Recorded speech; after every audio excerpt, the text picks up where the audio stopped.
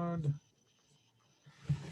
right, hi everybody. My name is Nira Zakovich, and I direct the Applied Ethics Center at UMass Boston. Thank you for coming. This is a workshop that is part of a series that Dana, Miranda, and I have been working on, really part of a larger project that Dana, Miranda, and I have been working on the ethics of public memory, and specifically zoomed in, no pun intended, on the ethics of monuments, the ethics and politics of monuments. This began a few years ago with a project that created a curriculum for the Cambridge Public High School. The curriculum was aimed at working with high school students on how to argue philosophically about history and how to argue specifically about this question. And since then, it has been branching out to a research project with scholarly writings on the monuments debate, primarily in this country, but also a public philosophy program, including presentations and workshops like this one. So we are trying to dig deep on this and have ambitions to expand this project even further.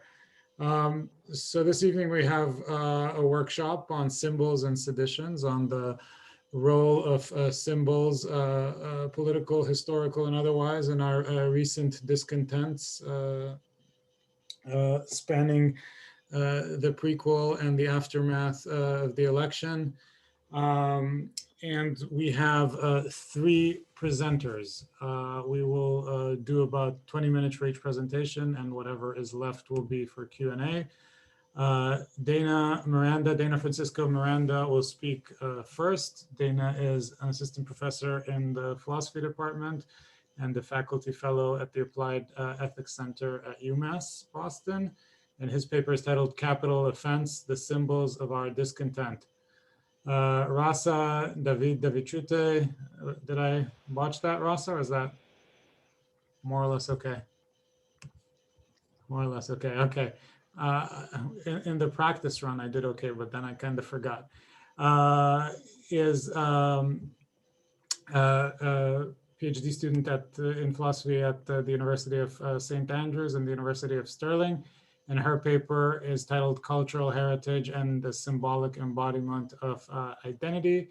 And then Patricia Yunji Kim from the Gallatin School of Individualized Study at NYU will speak about heritage redaction and the politics of reshaping memory landscapes.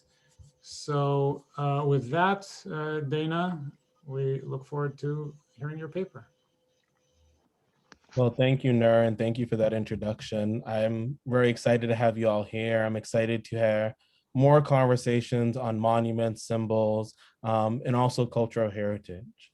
So what I'm just going to do now is share my screen for my presentation. Bear with me. All right. So once again, my paper for today is called Capital Offense, the Symbols of Our Discontent. And what I really want to do today is try to understand the events that transpired around January 6th through a particular lens of looking at symbols and monuments, and try to understand their connection with both politics as a norm, but also political violence. So I will try to stick within my 20-minute time frame, or I will speed up towards the end. That's my usual way of doing things. So as I begin, I first wanted to analyze the Save America March speech by Donald Trump, because this was seen to be the point of incitement, the point of possible sedition, and there were political symbols that were ubiquitous, that were everywhere, in which we could witness. So to begin, Donald Trump, and again, I analyzed the speech, so you don't have to. I read the entire thing, I watched it. You may do it if you so choose. But Donald Trump, almost within the starting third of the speech, actually mentions monuments, particularly the Washington Monument and the Jefferson Memorial. And he says that if you have President Biden, if you have his vote certified, if you do not stop the vote today, what will actually occur is the taking down of monuments, a type of cancel culture.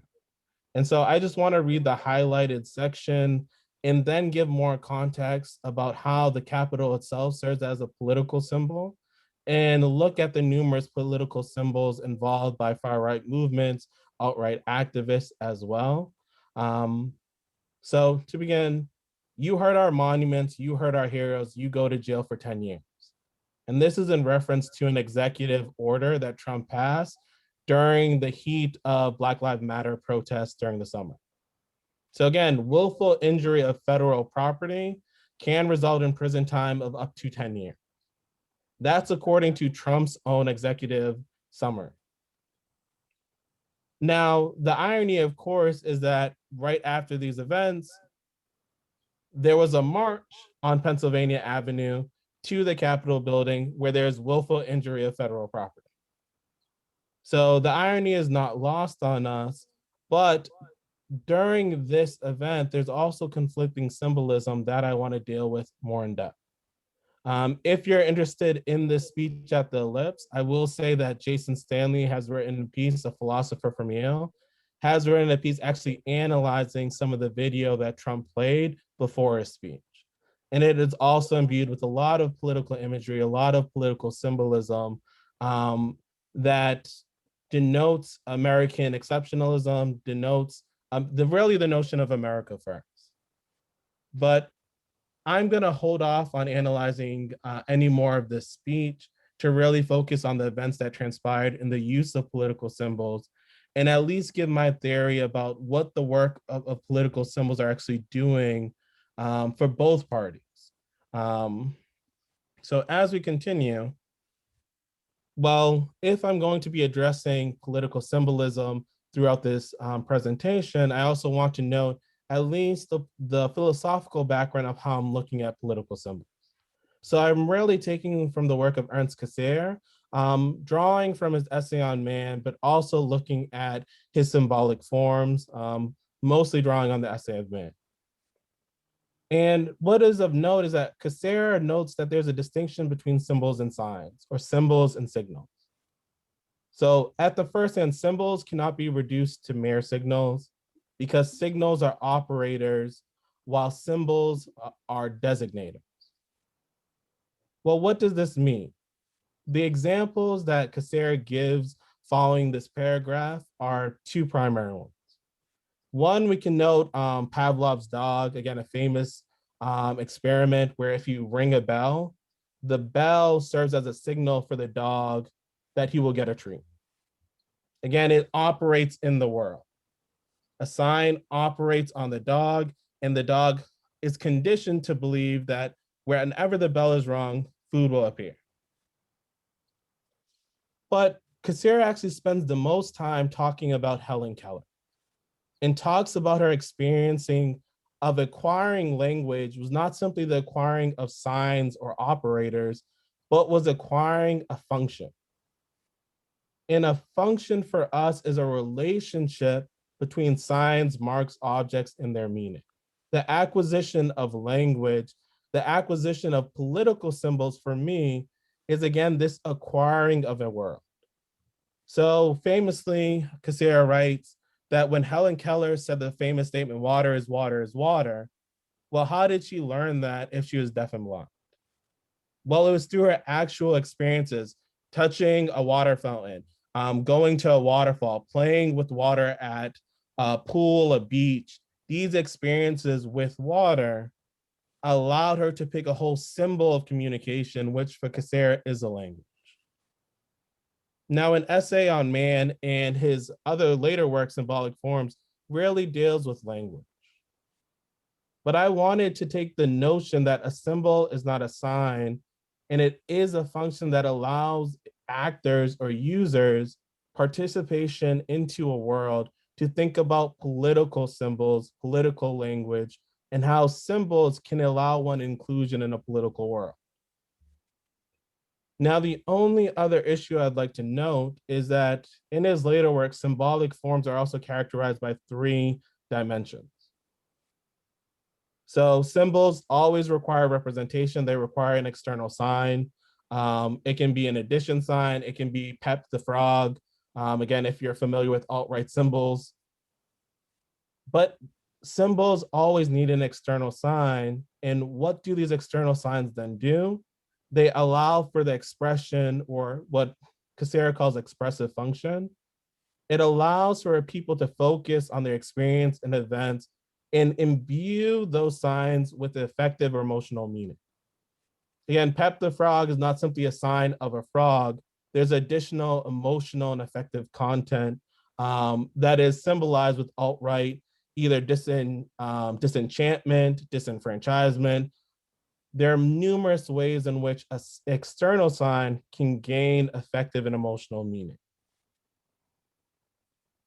But what I think the most important part of Cassera's understanding of symbols, and which will really allow me to talk more fruitfully of political symbols, is that all symbols gain significance. Now, this is established first through our conventional meaning or conventional uses, but really there are two operations that really give symbols their punch, that really make them distinct from signs. And so the terminology is usually universal applicability.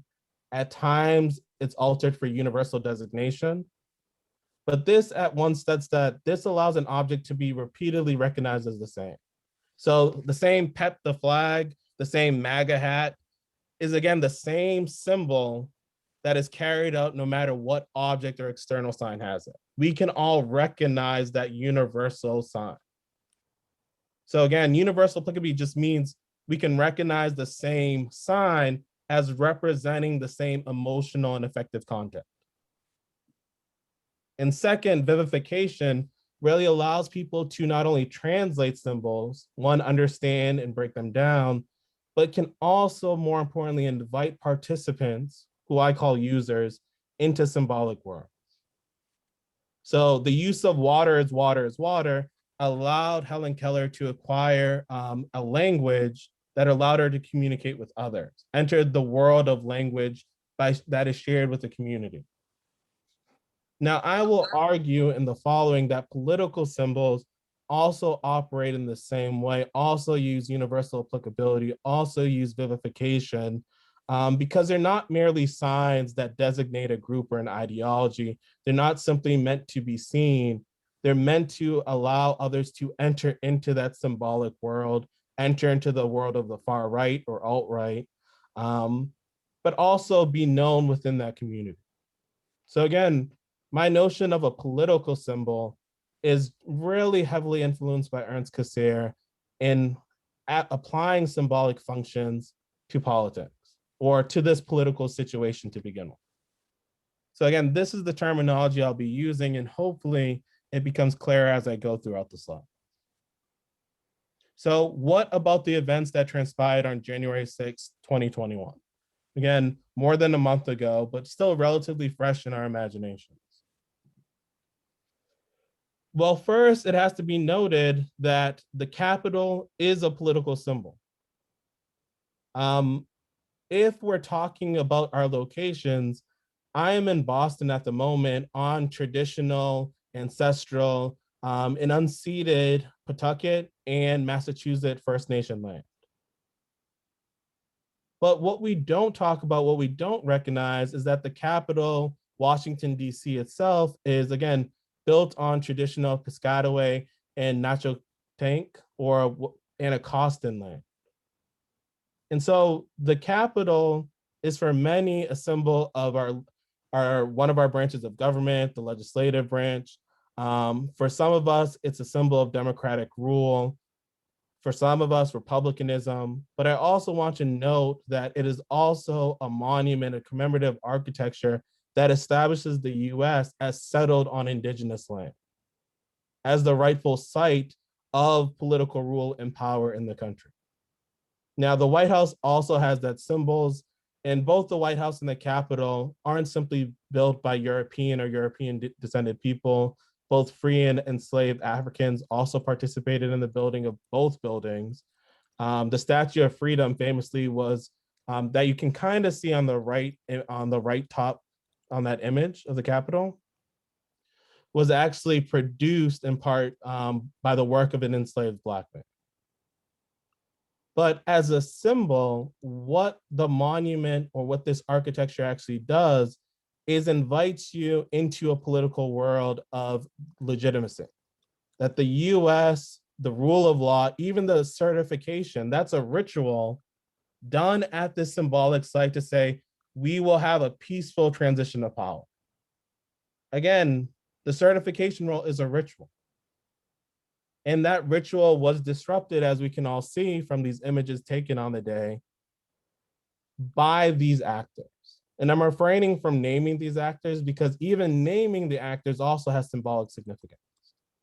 But we can see many signs, primarily Trump signs, stand with Trump, Trump 2020. There are American flags, but we have to be very careful in viewing these American flags from afar, because many of these flags were also changed and edited, such as the 3%ers, where the stars were replaced by the Roman numeral 3, which I'll talk about in later slides.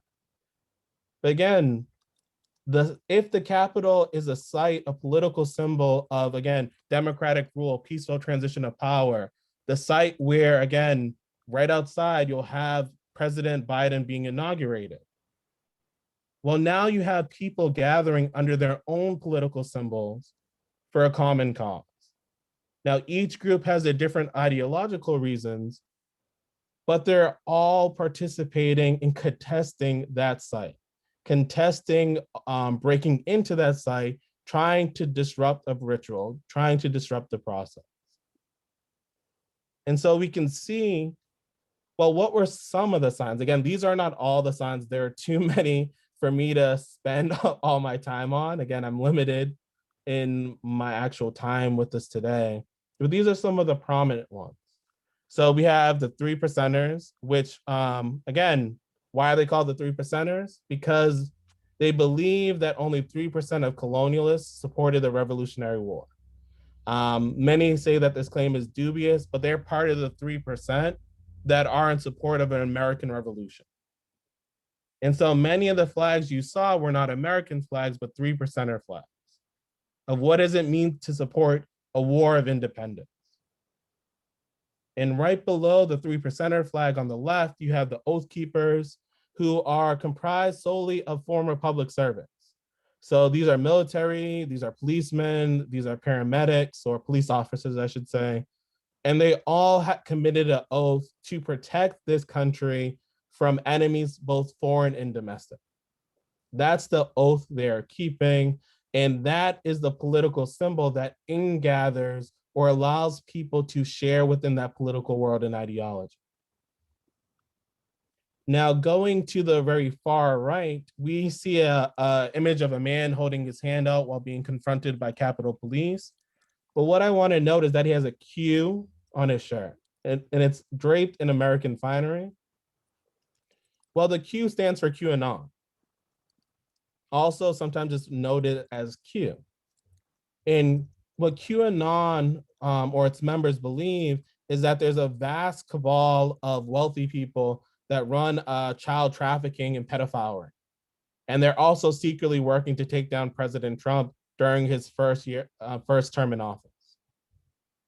Again, vastly different from Oath Keepers, vastly different from the 3%, but all these groups were gathered there today under a common cause of stopping the recertification of the votes.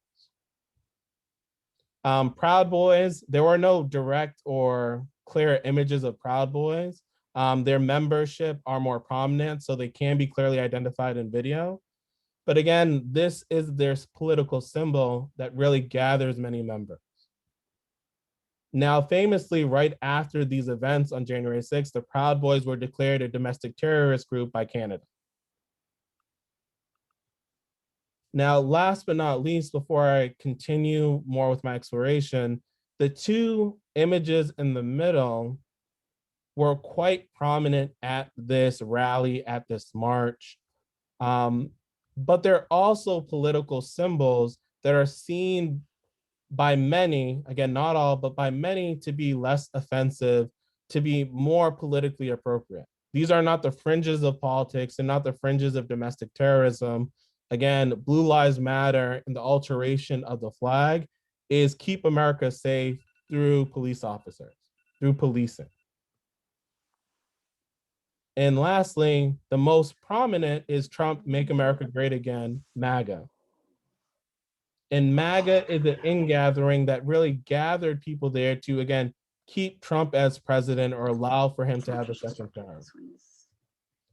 Just as a note, let's just make sure we're muted because I can hear some voices. But if these 6 symbols, even though they're prominent, allow people to join within those symbolic words, again, they're not only signs, what are they trying to gather people to do on that day? Again, in the act of vivification, translation, and uptake, who are they trying to convince? What are their actions meant to do symbolically? Well, from what I found in my analysis, it was an act of mobilization. It was not a sign, it was a symbol for many people because as I laughed when I found Karl Clausewitz said on God Emperor Trump Discord, and Discord is almost like Signal or Telegram or WhatsApp. It allows for members to communicate and you can have particular sections or chats. This chat was called God Emperor Trump, which is in a reference to Frank Herbert in his Dune series. I have some problems with that. Karl Clausewitz also famously wars politics by any other means, or sorry, by other means. And that's appropriate to this user who said they attended the events of January 6th. That the only thing that matters from our actions is that the tensions keep ratcheting higher. Today we came with one breach store of a full-blown revolution. All that matters is that tensions keep rising and our moment is approaching. 3%ers call this moment the storm. But this act of using political symbols along with political violence was to mobilize people and again, show that these signs can be their symbol. That you just don't have to witness it on the news. You can also adopt the language, the beliefs and ideologies and become a user of that sign. So if you saw a MAGA hat, now be inspired to wear MAGA wherever you are. Or Oath Keeper, maybe it's a 3%er. But each group was using political symbols to mobilize, for some a revolution, for some to just allow Trump to rightfully hold office. Again, there are different interpretations, but I argue that they all want that political symbolism. Now here, because I know I'm speaking quite at length, I will go a little bit quicker to allow the other speakers a chance to speak because I'm looking forward to their thoughts. But one thing I wanted to note, and I'm not going to spend as much time on symbolic naming. If there are any questions in the Q&A, I can return to this slide. I think many people have pointed to that there's even political symbolism involved in naming what Trump did that day in his speech at the Lips. So was it protected speech? Was it legal incitement? Was it sedition? Some have argued that it's stochastic terrorism. I think naming what transpired is important, even if the second impeachment trial failed, because we have his words on the right. Again, this is taken from his speech. You'll never take back our country with weakness. Let's march down. But again, my focus isn't directly on Trump and his use of political symbols or whether how we name what he did is also symbolic, but rather really inspired by Gaines Foster in his work, What's Not in a Name, that in previous iterations of the United States, for instance, during the Civil War, there was also political symbolism involved in naming that. It wasn't a simple affair, but for Foster, the Civil War not only obscured the meaning of the war, it also nurtured a sense of mutual innocence to promote reunion and reconciliation. Because people, Abraham Lincoln is prominent, also used different terminology at the time. And so on the right, you just have that alternative terminology. Whether the war between the states, Northern aggression, abolitionist war, then you have the more Confederate focus, war for secession, Confederate War of Independence, late unpleasantness, which is my favorite. But Lincoln famously used insurrection, but realized that insurrection, according to law at the time, did not allow for the US to declare the South a belligerent. And therefore, naming it as a rebellion allowed Lincoln to again declare war on the South or the Confederacy. But as we saw with time, and even in 2021, civil war is the most prominent, and it has different connotations. Rather than a rebellion or insurrection where one party is blamed, civil war can be more neutral. And this is why when we call January 6th, or what we call January 6th, also involves political symbolism. It will also allow users to acquire a particular way of viewing the world, in particular affective and emotional attachments. So some people have called it the Capitol coup, Capitol rebellion, Capitol riot, Capitol insurrection. But in using definitions from Grace Lee Boggs, John Boggs, and Avia Pasternak, I don't really think these meanings or definitions match up to what occurred. Even phrases, the storming of the Capitol, act of domestic terrorism, have different implications of what we will symbolically come to call that day. So for now, I will conclude as quickly as I can by saying that out of all these terminologies, and I can talk more of why I prefer this, storming of the Capitol for me does invoke the storming of the Bastille. But for me, the Bastille is a turning point or a watershed movement that allows us different possibilities of how to react to what occurred that day. And this is important because, again, if you read popular media, if you look at how politicians are describing it, they're using coup, they're using rebellion, they're using riot, they're using insurrectionists or even mobs to really have repressive legislation being passed. Whereas I think storming of the Capitol at least allows for more ambiguity and allows for more potential in negating that repression. So as a note, this is at least one way in which the Capitol riot has been weaponized, and for me in problematic ways. So we have Donald Trump's executive order, but we also have Florida HB1 and SB4 with its longer title, Combating Violence, Disorder, and Looting and Law Enforcement Protection Act. Well, Florida tried to pass this during the Black Lives Matter protests. They just reused this and changed their language. And so these repressive laws against rioting, against insurrection, against domestic terrorism, again, Biden, when he was entering office, said he wanted a new domestic terrorism law. Well, historically in this country, those laws on rioting, domestic terrorism have been against Indigenous people, Black liberationists. And for me, I worry that in calling the events a Capitol riot, for instance, or Capitol coup, we are just allowing for these symbols to be weaponized and for the US to respond to this in more repressive fashion. Now, of course, I could be wrong. The storming of the Capitol can do those exact same things, but I at least want to point to the ways in which naming is also an act of political symbolism. And it's important what we come to name that day.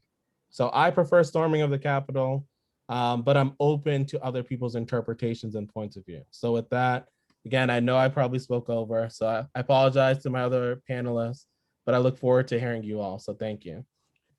Thanks so much, Dana. Rasa, the floor is yours.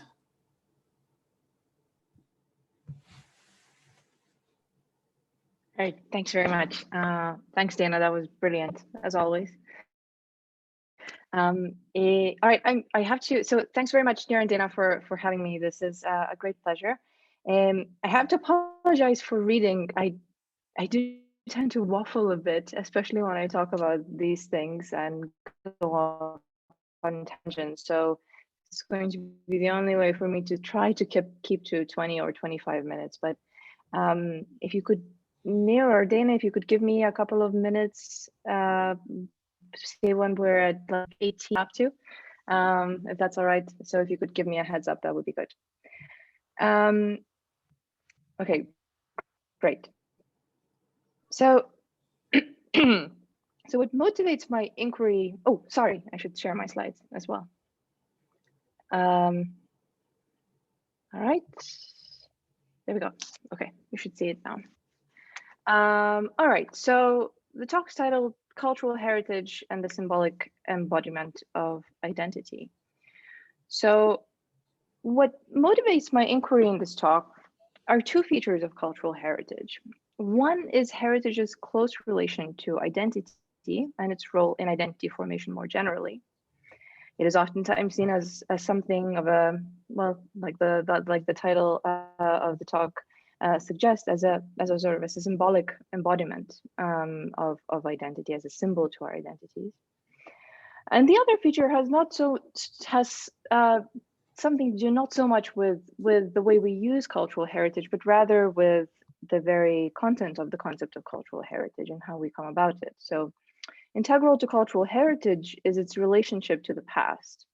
After all, what we deem to be our cultural heritage is about our past and what we choose to value in it. So, however, it is not just a historical fact that drives cultural heritage, but rather the memory of the past of those living in the present. The act of remembering the past from our present circumstances gives rise to a variety of quite flexible interpretations of history that allow cultural heritage to become a potent tool for various present purposes, many of which are explicitly political, as perceived by the particular cultural community about whose heritage we're talking about. So in very broad strokes, my main purpose in this talk is to look more closely at some of the harms associated with cultural heritage and the context in which such harms arise, precisely as such harms relate to the coupling of these two features of cultural heritage that I just talked about. So in this respect, it's an attempt to begin making sense of various uses of cultural heritage as symbols representing an identity, as those present not only in the storming of the US Capitol, but in various other contexts of political violence and other political uses, actually. Why such uses can go wrong and what can we do to mitigate the harms that arise from them. So very briefly, so I'll begin by talking broadly about what cultural heritage is. I'll then move to look at the ways in which cultural heritage becomes a symbol of our identity, or becomes sort of an embodiment of our identity, and I relate that to in-group and out-group building narratives and cultural heritage. I'll then briefly move to the harms of cultural heritage that this might generate, and conclude with some norms governing cultural heritage creation that seek to mitigate such harms. So cultural heritage. So it's common in the literature to note at least two distinct ways of talking about cultural heritage, as a list of material and immaterial objects, and as practices, and as a process by which said objects come to be claimed as cultural heritage. So combining these two ways of talking about heritage, we may broadly define it as a set of objects that are valued by a cultural community as important objects of its past, with a strong emphasis put on the act of valuing itself. So while cultural heritage has a strongly perceived as something that is inherited from the past, it is something that has a distinct dimension of the present to it.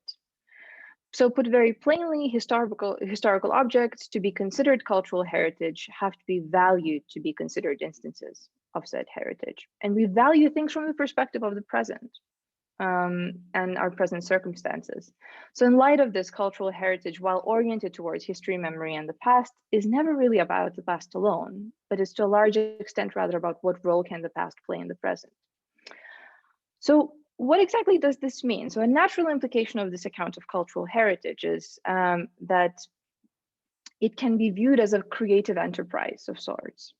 Since to treat something as an object of cultural heritage, a community actively and from the perspectives of its present selects something as their cultural heritage, or continues considering it as an object of their cultural heritage that was selected in the past, which also to me at least seems as a creative act, at least in part. So what follows from this is that cultural heritage oftentimes is very much a creative interpretation of the community's past to fit its present needs. And in virtue of this, it can be said to have a very flexible relationship with historical facts. And objective and multi-sided consideration of said facts. So it's common amongst those working on cultural heritage and sort of theoretical approaches to the concept of cultural heritage and its uses to note the discontinuities between cultural heritage and history. So history to one degree or another is restrained by the truth, or at least aims to be restrained by the truth, whereas cultural heritage oftentimes need not be. So as David Lowenthal notes, so history strives to know as much about the past as well as possible. Heritage is helped by imprecision and sketchy surmise. So one result of characterizing cultural heritage in this particular way is that in addition to encompassing objects and practices that we might universally attribute positive value to, it will also encompass objects and practices that one may otherwise associate with harm. So the approach to cultural heritage that I'm proposing here very much does not treat cultural heritage as an honorific, but rather a more normatively neutral term. So one way in which this is so follows directly from the understanding of cultural heritage as a creative enterprise. So while some instances of cultural heritage will be grounded in attempts to judiciously interpret the past, other and regrettably more frequent cases will deliberately employ heavily romanticized pictures of the past and otherwise inaccurate narratives about the history of a cultural group in question.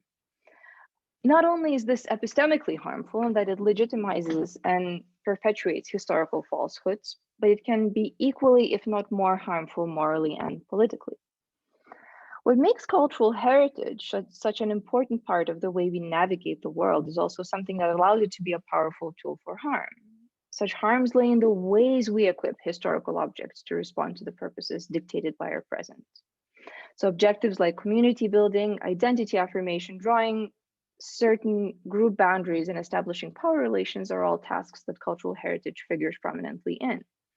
And while uses of cultural heritage in such contexts can and often are powerful tools for positive things, like the ones I've just mentioned, establishing such as community building, establishing a sense of meaningfulness and belonging, they can easily lead to marginalization, exclusion, and contribute to other oppressive practices that are associated with them.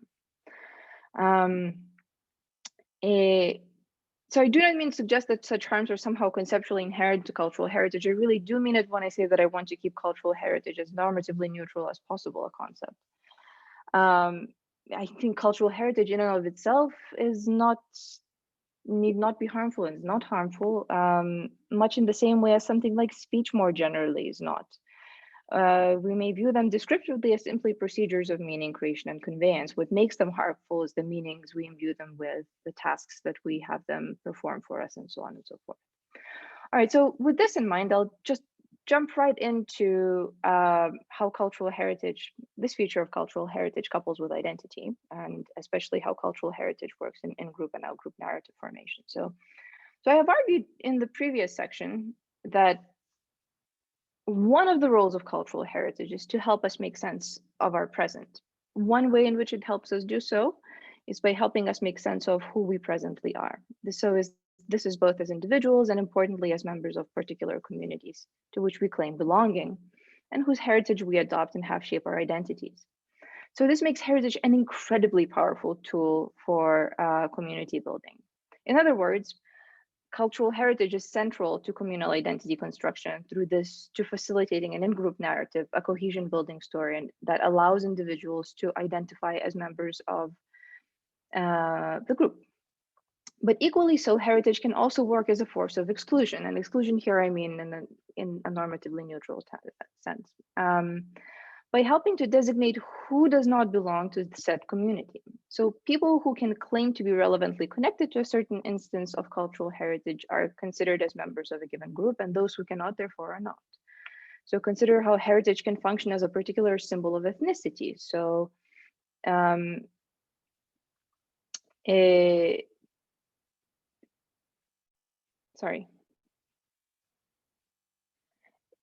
part of what it may mean to, say, be an ethnic Scot is to claim a certain heritage that is intertwined with said ethnicity. For instance, a historic connection, however distant, to folklore, religious practices, language, and ways of speaking, social customs, and perhaps even an overarching set of beliefs and norms. So lack of the relevant connection to such heritage oftentimes becomes a tool to mark difference and designate those outside the ethnic groups. Now, of course, the act of drawing ethnic or any other cultural community boundaries need not themselves be harmful, but they very quickly can become such. So consider cases in which cultural heritage is used as a symbol that designates different and the perceived exceptionality of members of a given group. And in virtue of this, is used as something to establish superiority over those who do not belong to said group.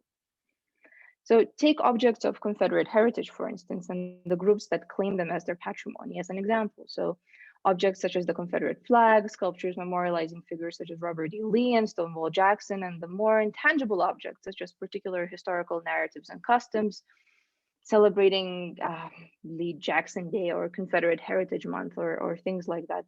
All are symbols that distinguish those who belong to certain Southern US communities, in addition to white supremacist groups and those who sympathize with them. They are seen as a source of pride and symbols that legitimize exceptionality, and within the narratives of some groups, even superiority over others. Such heritage can be incredibly harmful in its ability to function as an expression of racism, marginalization, and severe exclusion. So notice how the issue here, interestingly, stems primarily not from the particular historical objects themselves, but rather from the issue surrounding the notion of cultural identity and identity itself more general. That is, the problem with Confederate heritage is not that historical objects themselves are somehow independently harmful or otherwise problematic, much like with any instance of cultural heritage, without an accompanying explanation of the artifact's significance. An object as the Confederate flag is just a piece of cloth or a particular pattern. What elevates the status of such objects to cultural heritage is the meaning that we attribute to them in our attempt to make sense of our present. In light of this, the role that the objects play in connecting to a particular type of identity. Such identities can be explicitly exclusionary and discriminatory, and exclusionary here in negative sense, given their explicitly exclusionary and discriminatory rules, the rules that govern them. And of course, again, so rules governing membership in an identity group can be relatively normatively neutral. I think they appear on a spectrum. They can be very much positive as well. And in that light, they will result in sort of identity contents that are correspondingly harmless. So in other words, while identity itself may be neutral, the contents of identities and the rules that govern their membership in this respect can and do appear on a spectrum. So, but despite this, something that seems a characteristic feature of the very notion of identity is its function as a marker of difference. The purpose of the rules that govern membership in an identity group is to set boundaries for the belonging to the group. Hence, identity to a large extent is about establishing and facilitating difference. And in this respect, entails some level of exclusion. Exclusion here again in a normatively neutral sense. So importantly, while identity claims through their ability to determine the features that make the people who belong to said identity groups different from from those who do not, can be a source of harmful exclusion, of course, and marginalization. This by no means, this is not going to come as a surprise for anyone, I'm sure, is to suggest that all identities are necessarily associated with harm due to their functions as markers of difference. And in light of this, we should somehow seek to overcome them or something, or anything along those lines. Not only would such a suggestion be a particularly futile task, given that one's cultural identity is difficult to change, let alone get rid of, whatever such a process would look like. Quite scary to think of what such processes would look like. It would also ignore ways in which our cultural identities, through their ability to distinguish us, can be so central to our well-being. Such identities can be integral to our deepest commitments, such as our particular values, our overall understanding of the world, and alike. What is more, cultural diversity that is a natural result of identity's ability to establish difference is commonly recognized as something that is not only of importance to humanity, but also something that may be valuable in and of itself. Additionally, the difference that identity necessitates can be an extremely positive force in that it can function as a source of pride and exceptionality for oppressed and marginalized communities. which unifies peoples and strengthens their ability to mobilize to fight oppressive forces. What does generate such harms, among other things, are the ways in which such exclusivity works to implicitly or explicitly reinforce sentiments such as superiority and contempt for those who do not belong to the identity group in question, among other things. So I am sort of just very broadly providing a very brief recap of before I move on to some of my final notes. So I cannot overemphasize that the difference or identity in and of itself, as they link up to cultural heritage, are not harms or even the primary causes of the harms that I have been addressing here. The difference and exclusion that cultural heritage is linked with, at least in the context of in-group and out-group narratives, are rather the mechanisms by which we tap into the harms, such as normalizing and justifying things like histories of violence, among other things. So in other words, the harms are generated by what exclusion, difference, and identity serve to justify in particular cases. But while exclusion itself is not the harm, it is a necessary structural feature that links cultural heritage objects and narratives to the sources of such harms. So this also allows us to take a step back to evaluate the positive side of cultural heritage, its creative nature and its connection to identity.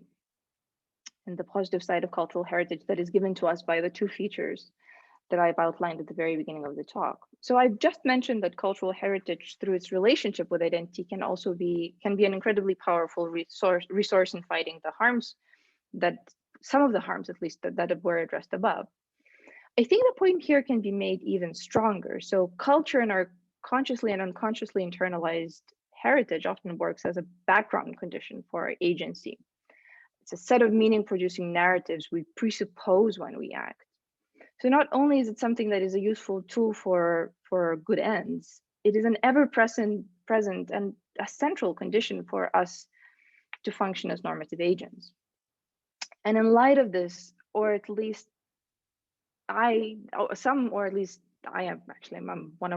among these people who have argued that precisely in light of this, cultural heritage is a foundational good of ours to which we have a right, or if you don't like rights talk, then you can just sort of establish it as a foundational good that is necessary for our well-being. So we are left with a fairly paradoxical situation. What allows cultural heritage to tap into the harms associated with political manipulation, oppression, exploitation, and other such things, namely its proximity to identity and difference facilitation, is also something that makes it so useful in deeply positive things, such as group formation, sense of belonging, and its functioning as something that helps us navigate the world. So it turns out that we must both guard against cultural heritage and protect it. This makes drawing boundaries between harmful uses of cultural heritage and ones that are more benign a difficult task. Of course, to this group, of course, does not belong cultural heritage that is used to facilitate and otherwise bolster identities based in overtly racist and otherwise dehumanizing ideologies. The Confederate flag, for instance, is, as far as I'm concerned, used as a symbol for white supremacists and those either explicitly or implicitly sympathizing with such groups, under my view, has no protection qua cultural heritage. It might still be cultural heritage if one buys this constructivist picture that I've provided above, but it does not generate duties to protect it. But many of the objects of cultural heritage lie in a gray area. Many other objects. They may be bolstering identities that result in harmful marginalization, but they also are serving overtly positive functions such as community building, establishing group cohesion, and alike. So consider, for instance, uses of cultural heritage in nation building, projects in states emancipated from much larger and much more powerful and historically oppressive former rulers. So this one is near and dear to my heart. I am a Lithuanian, and I was growing up in just around the time Lithuania was taking its first steps as a state independent from Russia. So various narratives of cultural heritage, presented also as history, but oftentimes having very little to do with it, were heavily and quite successfully, I think, employed as a way to further enrich a cultural identity that positioned itself as inherently different from Russia and even arguably exceptional in this sense. So cultural heritage, like particular folk songs, architecture, historical events, even certain attitudes, have become symbols of what it means to be Lithuanian. So such narratives become incredibly powerful tools as not only were sources of meaning, but arguably helped Lithuania gain its independence in the first place. But all while doing that, such narratives also helped deepen the tensions between various cultural groups within Lithuania and helped deeply marginalize other non-ethnic Lithuanian communities and their histories as people living in Lithuania. And stories like these are abundant across the post-Soviet nation-building landscape and elsewhere. So where exactly does this leave us? So this is not to say that we are stuck in a perpetual impasse and must either root out cultural heritage narratives or let them just run undisturbed. I think cultural heritage, like any other similarly controversial good like speech and expression, has or ought to have norms governing both its production and use, which ought to mitigate, or at least in part mitigate, these harms. So such norms will need to cover the need of critical engagement with, when it comes to cultural heritage, such norms will need to cover the critical engagement with narratives of cultural heritage and their uses. So I'm quite out of time to address this in any kind of sufficient detail, well, really any detail at all. So we'll just mention them very briefly by way of a conclusion. So first, at the very least, there needs to be an explicit norm for participation. So a norm explicitly governing who can contribute to cultural heritage creation and ensure that everybody gets a say, as it were. So, or maybe we should rather put it as a norm that ensures that everyone has access to the creation of cultural heritage. So this would allow us to broaden the scope of those communities whose histories oftentimes get talked over and drowned out by more dominant voices. After all, if part of the issue with harmful instances of cultural heritage, especially as they function as symbols of our identities, is that certain uses of heritage have marginalizing effects on certain communities and their identities, our response ought to involve ensuring their equal participation of such marginalized groups. So the second set of norms should govern how cultural heritage qua a piece of knowledge about one's past is generated. So we may consider such norms to be epistemic insofar as they govern how we form beliefs. We may consider them to be moral insofar as such beliefs interact with the world and how we act on those beliefs. But so there are different ways to spin this. But and as we have seen large proportions of these issues, so as we have seen a large proportion of the issues here arise from cultural heritage's relaxed relationship with historic truth. So there needs to be something that seeks to restrain this. But perhaps somewhat controversially, I'm not entirely sure that the right way to go is to insist that cultural heritage needs to be fully constrained by the truth. Whatever the truth, whatever that might look like, actually, that would be an interesting thing to think about. Well, we should not willfully tell lies, and we must seek to do justice to our complex and oftentimes quite painful cultural histories. Insisting that only those things that are deemed to be historically authentic be admitted as cultural heritage might turn out to be quite difficult to establish. Among other things, historic truth is often inaccessible and very much a matter of interpretation, at least in its full form that this norm would require.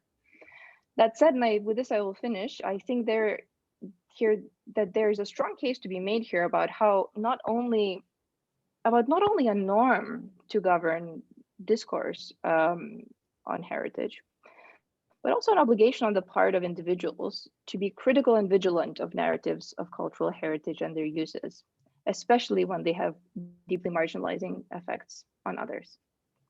Thanks very much. Thank you, Rasa. That was really great. Trisha, the floor is yours. I just want to make sure that we have a little time left for discussion. So if you are all game for that, we can stay a few minutes after, but if you need to go at 7 exactly, completely understood. So Trisha, please go ahead. I don't know why that does that. Okay. my talk is 19 minutes, so I hope it'll be fine. Thank you so much for inviting me. I am dialing in from New York City, which sits on the ancestral lands of the Lenni Lenape people. In addition to my perch here at NYU, I also serve as a curator and editor at Monument Lab, which is a Philadelphia-based public art and history studio, and I'm happy to sort of talk about my experience there if that's of interest. But I want to sort of start off with a broad statement that I'm very appreciative of Rasa and Dana's presentations. I think they really kind of help contextualize a lot of what I hope to explore in this talk. So not all forms of iconoclasm are the same. As the widely televised events of the past year have revealed, symbols and statues matter. They take up physical space and also work with and in us to assert specific histories and power dynamics. This panel has brought attention to the contemporary situation in America, the kind of politics and ways in which meaning is attributed to cultural heritage. And I'd like to build on these analyses of symbols and their role in acts of sedition by focusing on Armenian and Korean monumental interventions. It's my hope that these examples usefully inform recent North American events to explore the stakes of public symbols in matters of political violence and historical reparation. So I'm going to start here with a very blurry slide. This is a recent controversial publication authored by J. Mark Ramsire, the Mitsubishi Professor of Japanese Legal Studies at Harvard Law School. Ramsire, interestingly enough, was awarded Japan's Order of the Rising Sun gold rays with neck ribbon in 2018 for his contributions to Japanese studies in the United States. Now, in this article, Ramsire claims that the hundreds of thousands of women and girls who were enslaved by the Imperial Japanese Army during World War II were contracted sex workers. Now, in truth, no historian or legal scholar outside of Japan has supported Ramsire's claims. The evidence and data overwhelmingly demonstrate that these girls and women were enslaved and stationed at different military outposts throughout the Japanese Empire. In addition to sex, other forms of exploitative labor included factory, domestic, manual, and nursing work. The women and girls were genitally mutilated, physically and psychologically abused, raped, murdered, and drugged with opium as a mode of control throughout the course of the war. Now, although the enslaved women came from the Philippines, Taiwan, China, Indonesia, as well as the Netherlands and Australia, 80% of them were taken from the Korean Peninsula. The Japanese newspaper Sankei Shimbun printed an abstract of Ramsire's paper on January 28th of this year, stating that the memorials, many of which you see here, to quote, comfort women, a term that I will now refuse to use and employ from this point onward, spread a false image of Japan. And you'll see here that many of these memorials, although they are throughout Asia, they're also popping up in North America, in Europe, Australia, and so on. I'm going to focus on what's called the Peace Monument, or perhaps a more accurate translation from Korean, Statue to the Girl of Peace, a bronze sculptural installation that was designed by artists Kim Eun-sung and Kim Seok-yeon. You'll see here a young Korean girl is dressed in a 19th and early 20th century Korean costume. She is barefooted on a platform next to an empty chair, while both of her fists are clenched atop her lap. The installation stands a total of about 5 feet in height and weighs 1,100 pounds. Plaques explain the intentions of each symbolic kind of visual aspect of the monument. She represents the hundreds of thousands of girls, particularly Korean girls, enslaved by the Japanese Empire. Now, this sculpture was first designed and displayed on December 14th, 2011 in Korea as a call for Japan to formally recognize, apologize, and pay reparations for their war crimes. These monuments form sites of communal healing and commemoration.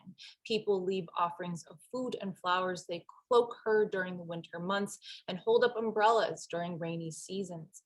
During these moments, past and present collapse to create a pregnant moment of care and recognition. The animate qualities of the statues enable the images to carve out their own site within public spaces that set up specific expectations for performances of care, as well as their own modes of assembly. Now, over 50 copies of this peace monument, or the Statue of Peace, exist worldwide. Even in Glendale, California, a city in Los Angeles County, Los Angeles is home to one of the largest Korean diasporas in the world. In 2013, the Korean Sister City Association funded a statue in Glendale, in one of its public parks, in response to the then mayor of Osaka, Toshio Hashimoto, claiming that these girls and women were necessary to, quote unquote, discipline the Japanese military. In 2013 and 2014, a group called the Global Alliance for Historical Truth, or GATT, supported by the Japanese government, filed a lawsuit on both state and federal levels to remove the statues. Now, the Japanese government continues to support GATT's efforts. For instance, on February 22nd, 2017, GATT, as well as some other conservative Japanese groups, filed an amicus curiae brief petitioning to remove the statue. Each time the American court system has denied their requests. But legal interventions are just, these legal interventions are just a handful of examples of what we might call Japanese censorship. For instance, in 2011, a Korean photographer's solo exhibition of enslaved women in Tokyo was canceled, while in 2019, an exhibition called After Freedom of Expression was canceled. This exhibition featured works that had previously been censored in Japan, but was shut down after threats of violence over the peace monument. And as you might be able to tell from the past two talks, it's scholarly consensus that the destruction of cultural heritage or public symbols is a very politically useful action. For centuries, the Japanese government has attempted and often succeeded to erase heritage of Koreans globally. But the failure to rid the Glendale of its peace monument has led to a particular kind of iconoclasm, that is political or symbolic violence, that merits further exploration. Let's turn to conservative political blogger Anthony Miranda, who uploaded a photograph on his blog. Everyone has a blog. Documenting the hooding of this girl with a paper bag, adding symbols of imperial violence, including the flag of the rising sun, onto her body. Now, this is very seemingly silly, right? This paper bag, but it is not, for the paper bag functions as a mode of redacting her body, creating a visible, palpable absence of her body in public space, with the intention and hope to erase the material traces of violent oppression, as well as resistance and survival. Now, though Murano's performance of disdain and denial might seem inconsequential to us at first, as I said, everyone has a blog, they in fact are deeply imbricated with Japanese national right-wing conservative politics.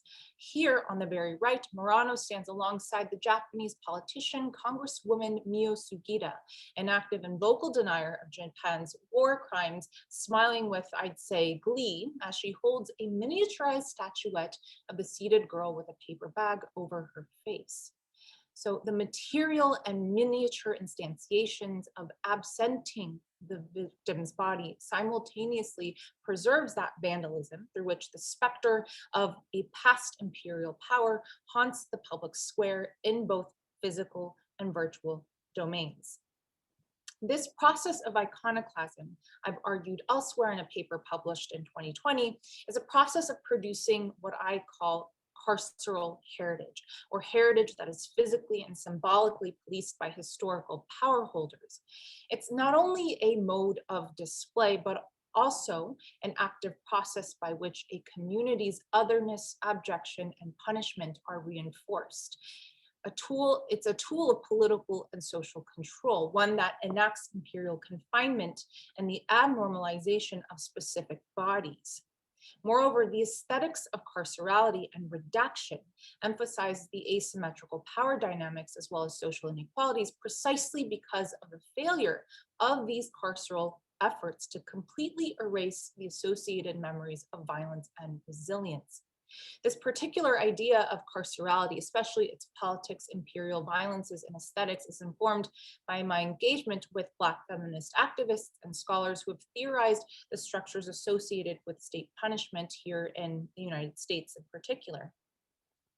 Black feminists' work on carcerality, the prison industrial complex, and surveillance are theoretically useful for this particular case of monumental intervention. Indeed, studies of carcerality in the United States have demonstrated that the hypervisibility and over-policing of women and people of color on the one hand, and their under-protection on the other, emerge at the intersections of categorical identity, including race, ethnicity, gender, sex, religion, class, and so on.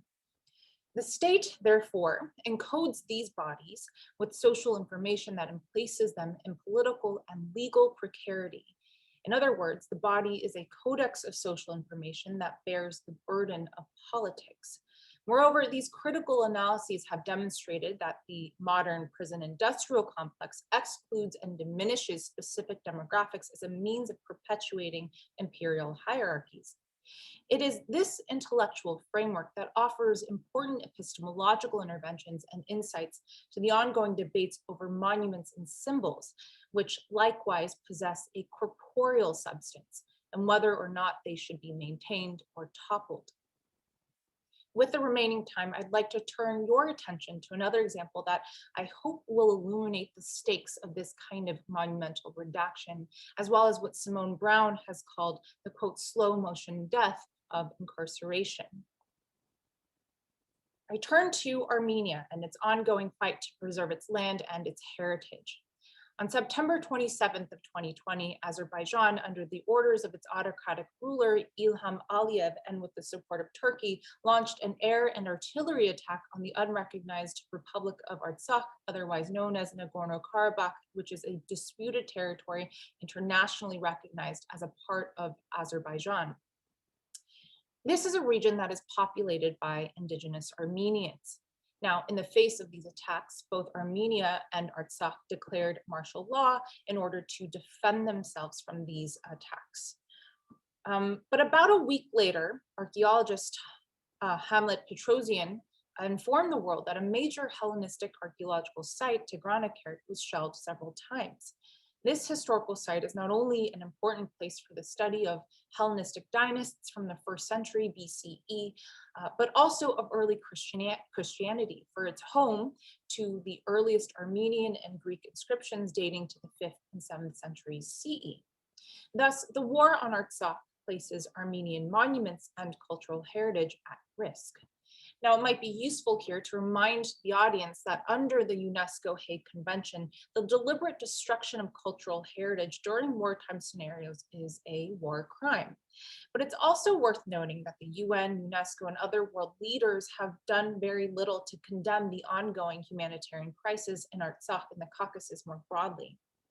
This, of course, is not the first time that this kind of assault on Armenia and its monument landscape and cultural heritage has taken place. Take, for instance, the British Museum's so-called Satala Aphrodite, which is dated to the 2nd and 1st centuries BCE. The museum acquired it in 1837, exactly 78 years before the Ottoman Empire's genocidal campaign that murdered and deported over 1 million Armenians. In 1837, Satala was still in Armenia. The museum label identifies the find spot as Turkey. Though there's nothing inherently Armenian about a bronze head of a Greek goddess, this artifact is still as much an object of Armenian cultural heritage and history as it is a part of some Greek cultural imaginary. To erase that fact reenacts the violence at the heart of historic and ongoing genocide toward indigenous Armenians. Indeed, it's worth recalling here that Turkey likewise destroyed thousands of Armenian churches and monasteries as part of its concerted effort to eliminate traces of Armenian life in the early 20th century. But to return to carcerality and what it has to do with cultural heritage, I'm going to turn to the satellite image to the left, which I hope offers a new way of understanding carceral heritage and the specters of imperial The surveillance image shows us the medieval cemetery of Julfa, or in Armenian, Juga, bordering an Azerbaijani village called Gulistan in Nakhchivan, an autonomous republic or exclave of Azerbaijan. Nakhchivan was too once home to Armenians, a population that has since dwindled after the 1921 treaties of Kars and Moscow that allowed Turkey to secure the territory as an exclave of Soviet Azerbaijan. But the traces of Armenian collective memory still remain. Between 1964 and 1987, Armenian researcher Argam Ayvazyan returned to his native Nakhchivan, indeed the place of his birth, and documented 89 Armenian churches, almost 6,000 khachkars, or these medieval Armenian stelae that bear Armenian crosses and designs, as well as 22,000 Armenian tombstones. These markers of Armenian existence in Nakhchivan have all but disappeared, systematically destroyed between 1997 and 2006 by Azerbaijan. Ayvazyan's documentary work pinpointed where exactly in the monument landscape these traces of Armenian life should exist. But in August 2005, researcher Stephen Sim traveled with Ayvazyan's documentations in hand in order to look for and at these medieval Armenian churches. When Sim arrived, vacant lots were found instead of Armenian churches. Moreover, Armenian monuments are conspicuously erased from the so-called Encyclopedia of Nakhchivan Monuments, which was co-edited by a man named Vasiv Talibov, a family relative of the Arkat Aliyev, which again fails to mention any Christian Armenian artifacts. Now, I take Ayvazyan and Sim's documentary photographs, as well as the aerial satellite imagery of Juga, as the vessels or means through which the politics and processes of carcerality take shape as it pertains to cultural heritage. Here, the aesthetics of carcerality and redaction take form by other means. Through side-by-side comparison, the viewer feels and bears witness to the palpability of loss, endangering both Armenian heritage and Armenian life. These redactions, much like the visible concealment of the Statue of Peace, as well as its circulation through miniature and digital images, speak to the aesthetic and material efficacy by which this particular kind of iconoclastic practice takes place. These documentary images are supported further by the reports of actual on-the-ground policing of Armenian sites of memory. In 2011, the US ambassador to Azerbaijan, Matthew Brizza, embarked on a 2-day visit to Nakhchivan, but was prevented from entering to bear witness to the violence at Juga. Though the ambassador issued a press release calling on Azerbaijan to respect and preserve Armenian cultural heritage, the remnants and markers of Armenian indigenous presence are all but gone. The logics of carceral punishment inform these attacks on monuments. First, my theorization of carceral heritage signals the ways that masculinist, imperial, and nationalist politics impact certain monuments in order to politically delegitimize specific communities.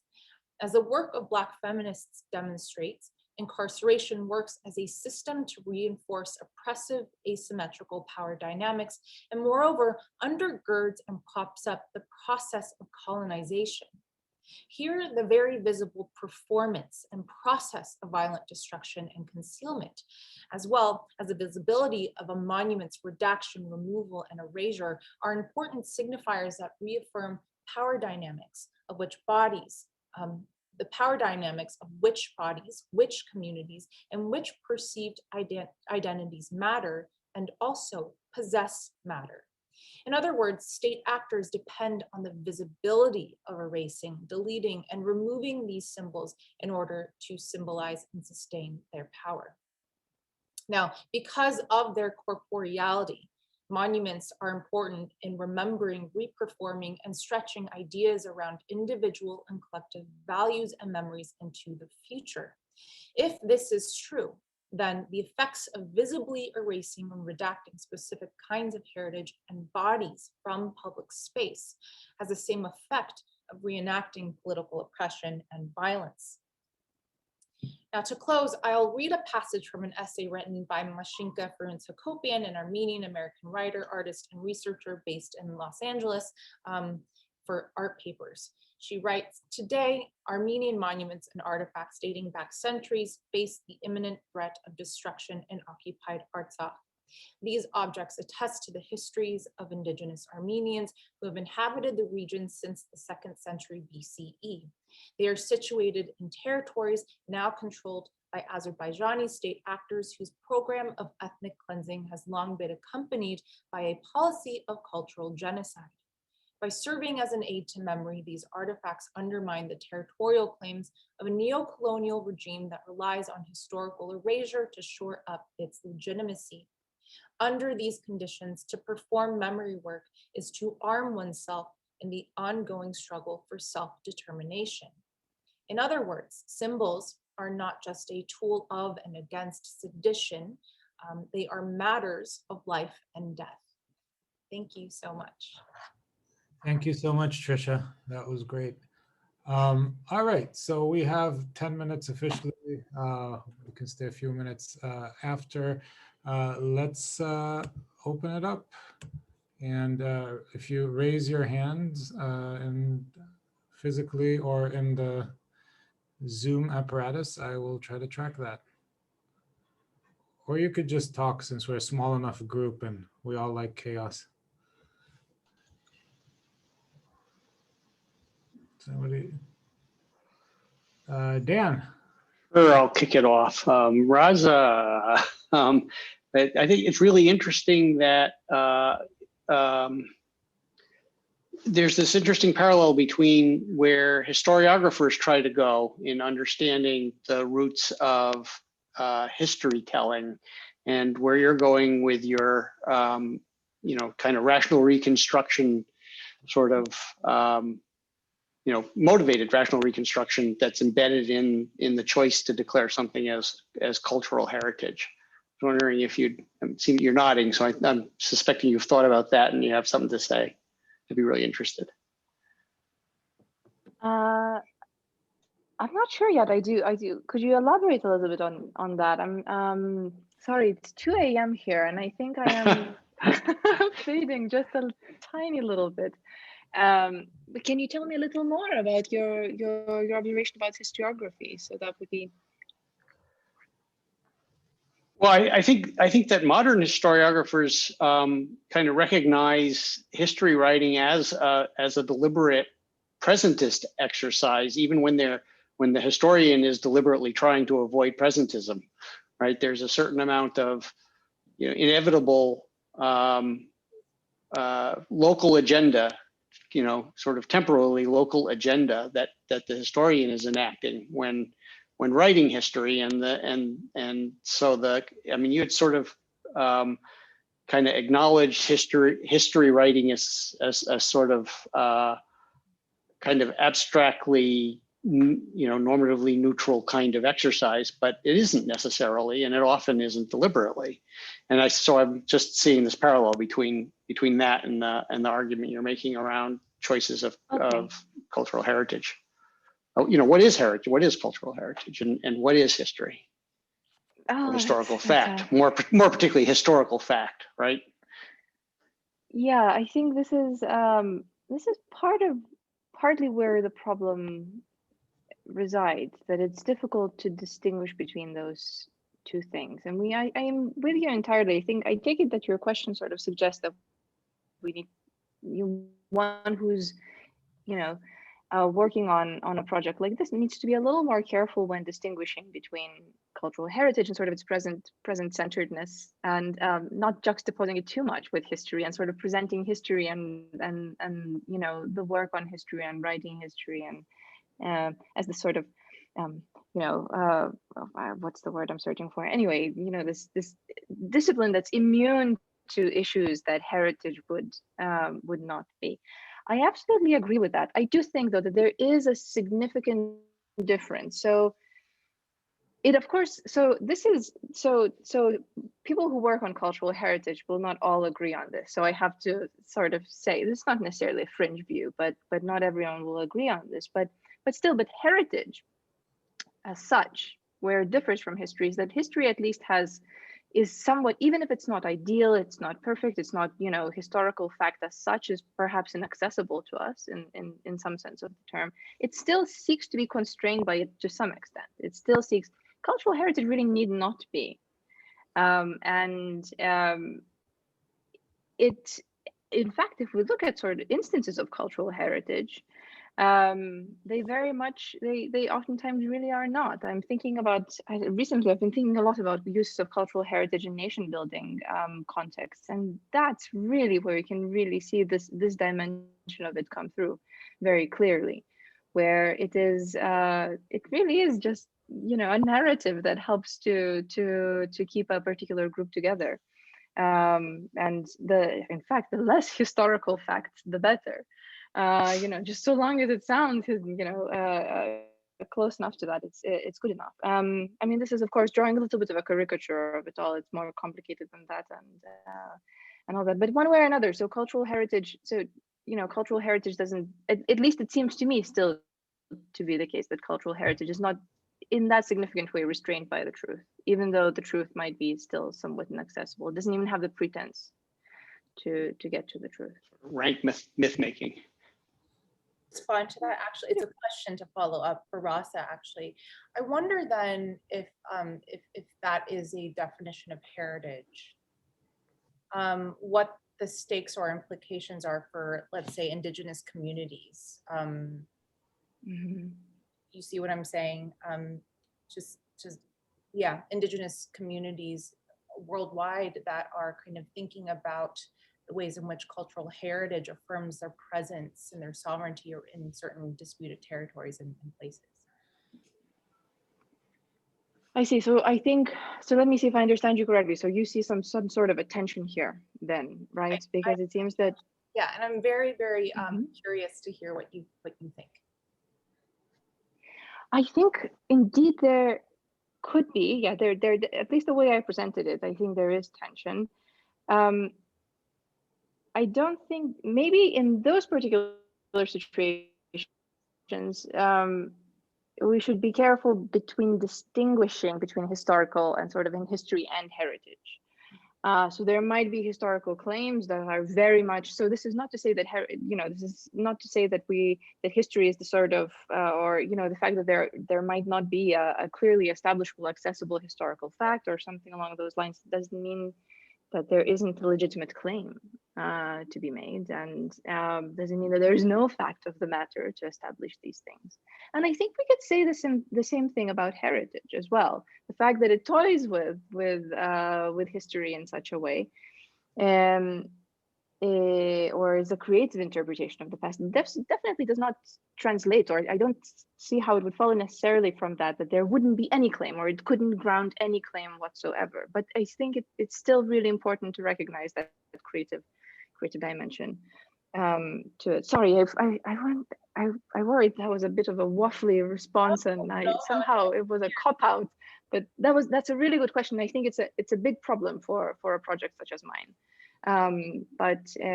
So yes, so you pressed me on just the painful part. Mashinka, I saw you had your hand up. Yes, thank you all so much for those talks. I have a question that I think maybe goes out equally to all three presenters, but maybe might be most germane to Trisha and Rasa's presentations. I'm curious about, so in Trisha's formulation of carceral heritage, there is a link that is imputed to a link between the monument and the body of the social body, and the kind of confinement of the monument translates into a confinement or a material impact on the social body, such that the effects of monument making or monument preservation are felt materially by communities in a way that, Trisha, as you really beautifully described, is life or death. And I think that there's certainly a tie between that and the violence that was discussed, Dana, in your presentation. And Rasa, you seem to really frame your approach to cultural heritage in terms of narratives and community narratives, but not in terms of and you left space for things like cultural heritage as a vehicle for nation building, but there was not so much a sense that there are real material impacts that are produced by how cultural heritage is treated. And so to maybe cohere all of that into a single question, I would be curious to hear each of you speak a bit more about the links that you see between cultural heritage and monuments and the kind of material impacts that those monuments have on the communities that they address and or exclude.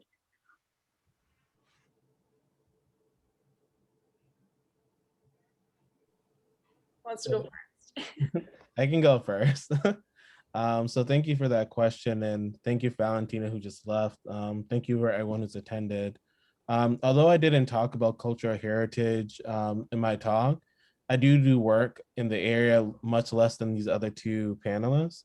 But for me, the reason why I began by highlighting that the Capitol is already a site, to use Trisha's terminology, of a monumental redaction. It's the use of a monument to, again, redact Piscataway and Notachtank territory, that material body, that position there. But it's also, just to go a little bit further, it also has an element of, I'd say, settler colonialism is the terminology. I might not use carcerality just because I'm unsure if I'm using it in the proper way, as Trisha is. But for me, the big debate of what are we going to call January 6th? What are we going to call its actors? What are we going to call what Donald Trump did? Those are important, but they all are between, really, well, if we'll eliminate it to two actors. They're arguing about what type of America will continue. Will it be a settler colonial United States, or will it be a more established white rule or Trumpism? But both parties are ignoring, again, key questions of settler colonialism. They're both going through the enactment of redacting those groups and establishing a settler colonial hierarchy of bodies. And these actually have impacts on people and their lives. So I do think it's important to have a better idea of what we call and name this is important, but the actions themselves I see as, oh, they're both ignoring larger questions of anti-Black racism and settler colonialism in the country. They already see these as confirmed and settled. And part of my other work outside of this talk is unsettling that question. Looking at how iconoclasm, or what I call monumental defacement, political vandalism, can call attention to those erasures and how people are impacted. So at least in my other work, I do try to call more attention to that, but I firmly admit that I did not talk about that at all in my talk. So Trisha, Rasa, if you have more to add. That's a nice volley. I mean, I just want to say to that, I thank you for asking that question, Mashinka, because one of the things is, yes, I think heritage scholars would probably agree that heritage or monuments, I'm talking about physical heritage, tangible heritage, offers up a space for sort of discourse and for narrative making. But what I really wanted to draw attention to is that the thing itself, actually, like, I don't think monuments are neutral. And I don't think heritage is neutral either. I think that the stuff of heritage, the matter itself, like material itself, matters and has affective charge and affects people. And I think that a lot of the kind of thinking in post-humanist and new materialist discourse, right, sort of props that kind of thinking up, but it takes up physical public space, right? And that, I think, has a lot of implications for what we're talking about here in terms of monument intervention, performance studies, but also, and perhaps most importantly, as I tried to draw out in this talk, Indigenous politics, right? And so I'll stop. Maybe Rasa wants to say something too, but yeah. I think actually you both mentioned, yeah, a lot of the things that I would have touched on as well. So I don't really have much to add. I mean, I could waffle on, but I can also let others speak. Just one comment in that context, Trisha, on your last point, which that you know, that monuments aren't neutral, and that you know, they're not just the material that they're made of.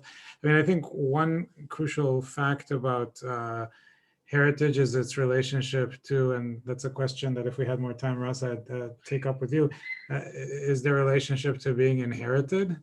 And part of what makes, part of what endows objects of cultural heritage is the fact of their inheritance. And that's, for example, the way in which we imbue the house that we inherited from our parents with special meaning, even if it's, you know, an ugly house and so on and so forth. You know, Burke is probably one of the most important people who talks about not so much heritage, but about inheritance, or that heritage is this kind of compact between the different generations, and the very fact of its intergenerationality, you know, is part of its meaning. So I would just, in some way, I think that you have to sort of tease out the distinctions and the connections between heritage, inheritance, and tradition. And I mean, I think they're deeply connected, but Lauren, did you have the famous last words?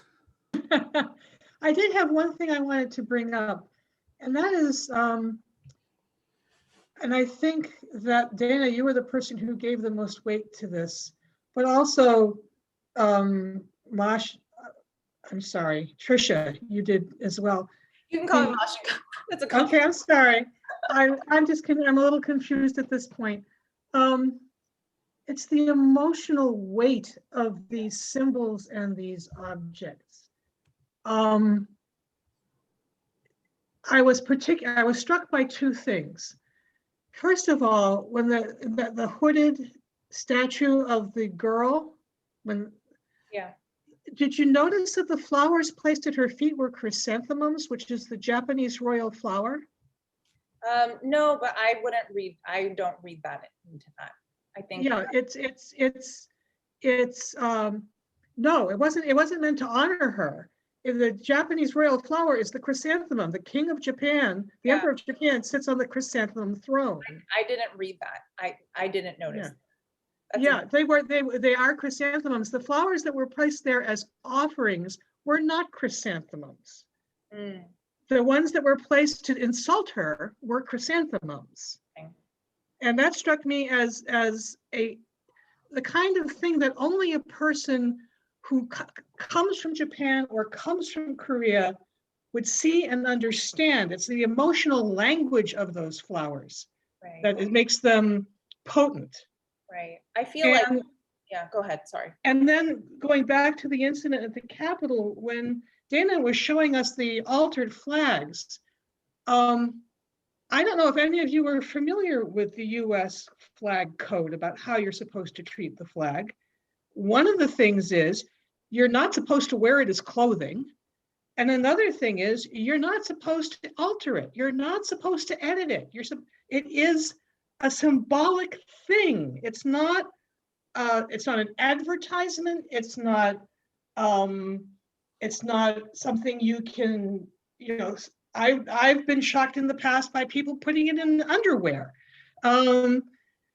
It seems to me that part of what we're dealing with here is that we're living in a culture that doesn't understand our cultural heritage, such as it is, correctly, because we don't acknowledge our history.